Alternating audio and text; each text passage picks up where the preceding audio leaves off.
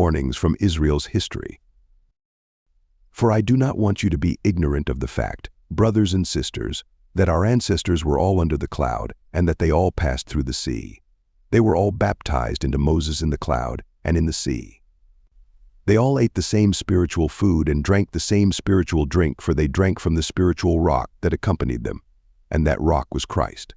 Nevertheless, God was not pleased with most of them. Their bodies were scattered in the wilderness. Now these things occurred as examples to keep us from setting our hearts on evil things as they did. Do not be idolaters, as some of them were, as it is written, the people sat down to eat and drink and got up to indulge in revelry. We should not commit sexual immorality, as some of them did, and in one day 23,000 of them died. We should not test Christ, as some of them did and were killed by snakes. And do not grumble, as some of them did and were killed by the destroying angel. These things happened to them as examples, and were written down as warnings for us, on whom the culmination of the ages has come. So if you think you are standing firm, be careful that you don't fall. No temptation has overtaken you except what is common to mankind. And God is faithful. He will not let you be tempted beyond what you can bear. But when you are tempted, He will also provide a way out, so that you can endure it.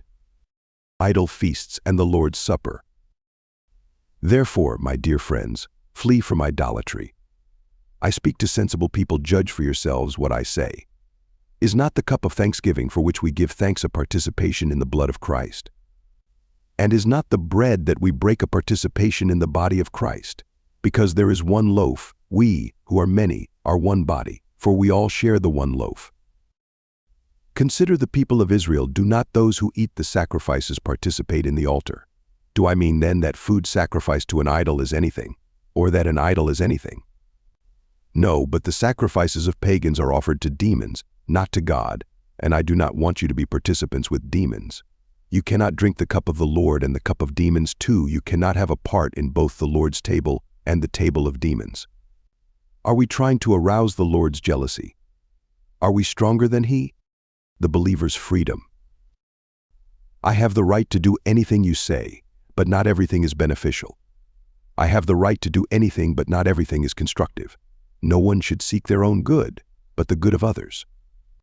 Eat anything sold in the meat market without raising questions of conscience, for the earth is the Lord's, and everything in it.